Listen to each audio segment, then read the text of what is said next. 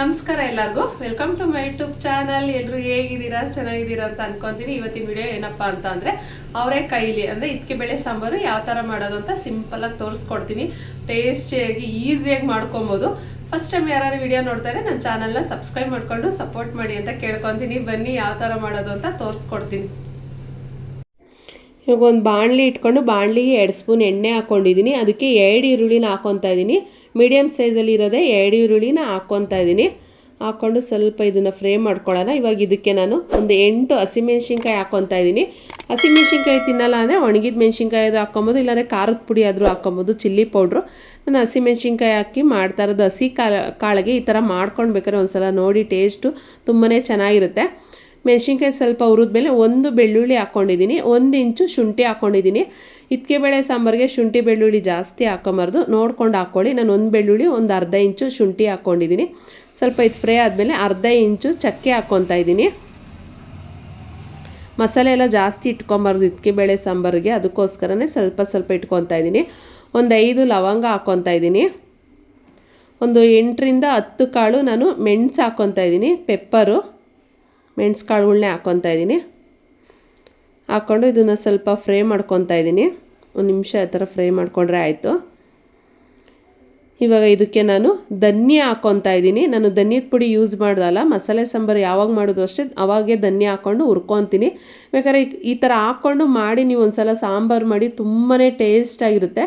3 spoon ನಾನು ಹಾಕ್ಕೊತಾ ಇದ್ದೀನಿ ಧನ್ಯ ಕಾಳುಗಳನ್ನೇ. ನೀವು ಈ ಥರ ಹಾಕ್ಕೊಳ್ಳಿಲ್ಲ ಅಂದರೆ ಒಂದು 2 ಸ್ಪೂನು 3 ಸ್ಪೂನು ಧನ್ಯ ಪುಡಿ ಯೂಸ್ ಮಾಡ್ಕೊಳ್ಳಿ, ಅವಾಗ ಸರೋಗುತ್ತೆ. ನಾನು ಯಾವುದೇ ಥರ ಗಸಗಸೆ ಆಗಲಿ, ಆಮೇಲೆ ಕಡಲೆನೂ ಹಾಕ್ಕೊಂತಾರೆ ಒಬ್ರೊಬ್ರು. ಆಮೇಲೆ ಕಾಳನ್ನ ಅಷ್ಟೇ ಬೇಯಿಸ್ಬಿಟ್ಟು ಸ್ವಲ್ಪ ರುಬ್ಬಾಕೆ ಹಾಕ್ಕೊತಾರೆ. ನಾನು ಅವೇನೂ ಹಾಕ್ಕೊಳ್ಳಲ್ಲ, ಇಷ್ಟೇ ನಾನು ಮಸಾಲೆ ಹಾಕ್ಕೊಳ್ಳೋದು. ಬೇಕಾದ್ರೆ ನೀವು ಒಂದು ಸಲ ಮನೇಲಿ ಈ ಥರ ಟ್ರೈ ಮಾಡಿ ಯಾವ ಥರ ಬಂದಿತ್ತು ಅಂತ ಕಮೆಂಟಲ್ಲಿ ತಿಳಿಸಿ. ಸ್ವಲ್ಪ ಈಗ ಧನ್ಯ ಎಲ್ಲ ಹುರಿದಿದೆ. ಇವಾಗ ನಾನು 1 ದಪ್ಪ ಸೈಜ್ದೆ ಟೊಮೊಟೊ ಹಾಕ್ಕೊತಾ ಇದ್ದೀನಿ. ಸಣ್ಣ ಇದ್ದರೆ 2 ಹಾಕ್ಕೊಳ್ಳಿ, ದಪ್ಪ ಇದ್ದರೆ 1 ಟೊಮೊಟೊ ಸಾಕು. ಟೊಮೊಟೊ ಸ್ವಲ್ಪ ಸಾಫ್ಟ್ ಆಗೋವರೆಗೂ ಇದನ್ನು ಸ್ವಲ್ಪ ಫ್ರೈ ಮಾಡ್ಕೊಳ್ಳೋಣ, ಹುರ್ಕೊಳ್ಳೋಣ. ಸ್ಟವ್ನ ಸಣ್ಣ ಉರಿ ಇಟ್ಕೊಂಡೆ ಹುರ್ಕೊಳ್ಳಿ, ಇಲ್ಲಾಂದರೆ ಧನ್ಯ ಎಲ್ಲ ಸೀದೋಗುತ್ತೆ. ಅದಕ್ಕೋಸ್ಕರನೇ ತುಂಬಾ ಚೆನ್ನಾಗಿರುತ್ತೆ ಧನ್ಯ ಅವಾಗೆ ಹುರಿದು ಅವಾಗೆ ಹಾಕೋದ್ರಿಂದ. ಮಸಾಲೆ ಸಾಂಬಾರಿಗೆ, ಚಿಕನ್ ಸಾಂಬಾರೇ ಆಗಲಿ ಮಟನ್ ಸಾಂಬಾರೇ ಆಗಲಿ, ನೀವೇನೇ ಮಾಡಿದ್ರು ಆವಾಗ ಧನ್ಯ ಹುರಿದು ಹಾಕ್ಕೊಳ್ಳಿ, ತುಂಬಾ ಟೇಸ್ಟಾಗಿರುತ್ತೆ. ಅದಕ್ಕೋಸ್ಕರ ಹೇಳ್ತಾ ಇದ್ದೀನಿ. 1 ನಿಮಿಷ ಟೊಮೊಟೊನ ಫ್ರೈ ಮಾಡ್ಕೊಳ್ಳೋಣ, ಸ್ವಲ್ಪ ಸಾಫ್ಟ್ ಆಗೋವರೆಗೂ ಹುರ್ಕೊಬೇಕಾಗುತ್ತೆ.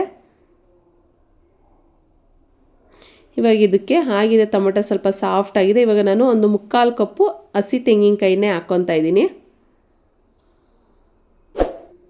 ಹಾಕ್ಕೊಂಡು ಅದ್ರದ್ದು ಸ್ವಲ್ಪ ಹುರ್ಕೊತಾ ಇದ್ದೀನಿ. ಟೇಸ್ಟ್ ಇರುತ್ತೆ, ಸ್ವಲ್ಪ ಬಿಸಿ ಇದ್ದಾಗೇ ಹುರ್ಕೊಂಡ್ರೆ ಸ್ವಲ್ಪ ರುಚಿ ಜಾಸ್ತಿ ಇರುತ್ತೆ. ಅದಕ್ಕೆ ನಾನು ಬಿಸಿಗೆ ಹಾಕ್ಕೊಂಡು ಕಾಯಿನ ಹುರ್ಕೊತಾ ಇದ್ದೀನಿ. ಇವಾಗೆಲ್ಲ ನೀಟಾಗಿ ಮಿಕ್ಸ್ ಮಾಡಿಬಿಟ್ಟು ಇವಾಗ ನಾನು ಸ್ಟವ್ ಆಫ್ ಮಾಡ್ಕೊಂಬಿಟ್ಟು ನಾನು ಸ್ವಲ್ಪ ಕೊತ್ತಂಬರಿ ಸೊಪ್ಪು ಹಾಕ್ಕೊತಾ ಇದ್ದೀನಿ. ಇದು ಪೂರ್ತಿ ತಣ್ಣಗಾದ್ಮೇಲೆ ನುಣ್ಣಗೆ ಸ್ವಲ್ಪ ನೀರು ಹಾಕ್ಕೊಂಡು ರುಬ್ಬಿಟ್ಕೊಳ್ಳೋಣ.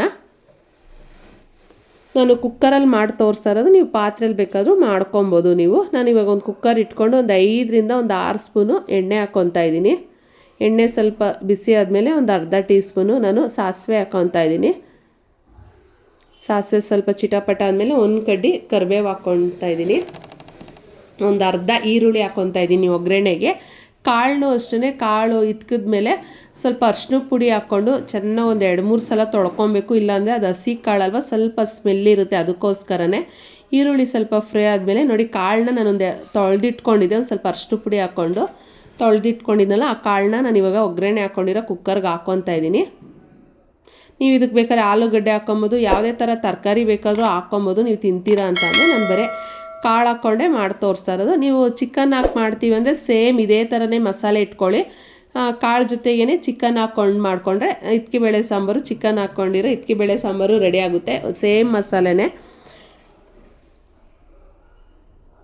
ಎಲ್ಲ ಕಾಳುಗಳು ಹಾಕ್ಕೊಂಡೆ. ನಾನು ಅರ್ಧ kg ಕಾಳು ತೊಗೊಂಡಿರೋದು, ಅರ್ಧ kgಗೆ ಇದ್ಕೆ ಬೇಳೆ ಕಾಳಿಗೆ ಮಸಾಲೆ ನಾನು ಇಟ್ಟಿರೋದು.